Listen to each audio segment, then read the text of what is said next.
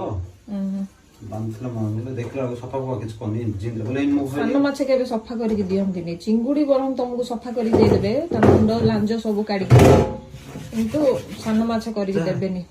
ସାଙ୍ଗମାନେ ଆପଣମାନେ ତ ଦେଖିଲେ ସକାଳୁ ସକାଳୁ ସାରଙ୍କୁ କାମରେ ଲଗେଇ ଦେଇଛି ବୋଲିକି ସେତେବେଳଠୁ ବୁଝୁ ବୁଝୁ ବୁଝୁ ହଉଛନ୍ତି। ଆହୁରି ଭାଗ୍ୟ ଭଲ ସେ ପ୍ଲେଟ ହିଁ ମାଛ ହେଇଛି। ଯଦି ଅଧେ କେଜି ଏମିତି ଆଣି ଦେଇଥାନ୍ତେ ନିଜେ ହିଁ ଫସିଥାନ୍ତେ। ଏଇଟା କିଏ ଖାଇବେନି, ମୁଁ ଜଣେ ହିଁ ଖାଇବି। ମତେ ଟିକେ ପସନ୍ଦ ସାନ ମାଛ। ସବୁ ନନଭେଜ ଆଇଟମ ଅପେକ୍ଷା ମତେ ଟିକେ ସାନ ମାଛ ଟିକେ ଭଲ ଲାଗେ ଖାଇବା ପାଇଁ। ସାନ ମାଛ ଆଉ ଅଣ୍ଡା ହଉଛି ଗେଣ୍ଡା ନାହିଁ, ଅଣ୍ଡା ତରକାରୀ ମୋର ଫେଭରେଟ। ଅଣ୍ଡା ହଉଛି ମୋର ମୋଷ୍ଟ ଫେଭରେଟ ମାନେ ଆଇଟମ। ତାପରେ ସାନ ମାଛ, ମାନେ ଯେତିକି ଦେହ ପାଇଁ ହିତକାରକ ସେଇ ଜିନିଷ ଯାକ ମୁଁ ଖାଏ। ଅନାବନା ଜିନିଷ ମୁଁ ଖାଏନି। ଏମାନେ ଖାଆନ୍ତି ଚିକେନ, ମଟନ, କଙ୍କଡା। ହଁ, କଙ୍କଡା ଗୋଟେ ମତେ ବହୁତ ପସନ୍ଦ। ଆମେ ଖାଉଛୁ, ଆମ ସ୍ୱାଦରେ ନା ବେଶୀ ହଉଛି। ଆଙ୍କ ମାନେ ଆଣିକି ଦେଇ ଦଉଛନ୍ତି, ମାନେ ମୁଁ ଯେମିତି କି ହୋଟେଲ ରୋଷେଇ ଭଳିଆ। ସମସ୍ତେ କହୁଛନ୍ତି ମ୍ୟାଡାମ ଏ ଟାଇମରେ କଣ ପାଇଁ ଆମିଷରେ ଏତେ ଘାଣ୍ଟି ହଉଛନ୍ତି, ଟିକେ ଠାକୁରଙ୍କ ନାଁ ନିଅନ୍ତୁ ଭାଇ।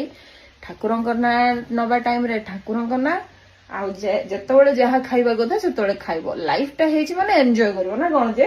ଆଜିର ମଣିଷ କାଲିକି ନାହିଁ, କିଏ ଜାଣିଛି କଣ କେତେ ଦିନ ପାଇଁ ଆଉ ଯଦି ଆମେ ନାଇଁ ଡରିକି ବଞ୍ଚିବା, ନାଇଁ କଣ ହେଇଯିବ, ଉପରକୁ ଗଲା ପରେ ମନେ ପକେଇ ଅଛି ଖାଇ ଦେଇଥିଲେ ମନ ଭରିକି ସବୁ ଖାଇକି ଆସିଥିଲେ ହେଇଥାନ୍ତା ବୋଲି ଭାବିବେ।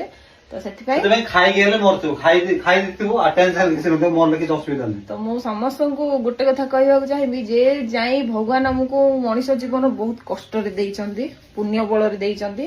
ତ ସେଇଥିପାଇଁ ଯେତେ ଦିନ ବଞ୍ଚୁଛନ୍ତି ପୁରା ହାପିଲି ବଞ୍ଚନ୍ତୁ, ଏନଜୟ ମଜା ମସ୍ତି କରି ବଞ୍ଚନ୍ତୁ, ନ ଟେନସନ। ଆପଣଙ୍କ ଇଚ୍ଛାରେ ମାନେ ମୋର ତ ସେପଟ ସଫା କରାକରି କରିଦେଲି। ମ୍ୟାଡାମ ଦେଖନ୍ତୁ ଧରିକି ପଳେଇ ଆସିଲେଣି, ଗୁଳା ଗୁଳି କରୁଛନ୍ତି କଣ ପାଇଁ ଗୋଟେ ପକେଇବା ନା ପକେଇବ।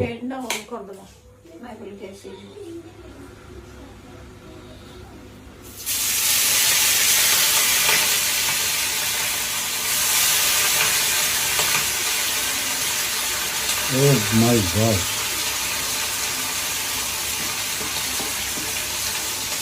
କଷ୍ଟର ଫଳଟା ଖାଇଲା ପରେ ଜଣା ପଡିବ। ଯେ ତମେ ଖାଇବ ନା, ମୁଁ ଖାଇବିନି। ତମେ କି ଖାଇବନି? ଦେହ ପାଇଁ ଯୋଉଟା ଭଲ ସେଟା ଖାଉନ, ଖାଲି ଚିକେନ କହିବି। ସେ କଣ କହୁଥିଲ ଚୁଟି ପଡିବ ପରା, ହେଲେ ଖାଇବି। ଖାଲି ଲେଗ ପିସ୍ ଟା ଚିକ ହେଲା, ଯୋଉଟା ଭଲ ଜିନିଷ ଖାଇବନି ତମେ। ହେଇଗଲା କି? ନାଇଁ କେତେ ସାଙ୍ଗେ କାଢି ଦଉଛ? କାଢିନି, ମୁଁ ଗୋଟେ ଡଙ୍ଗାରୁ ପିଇଛି। ଓହୋ।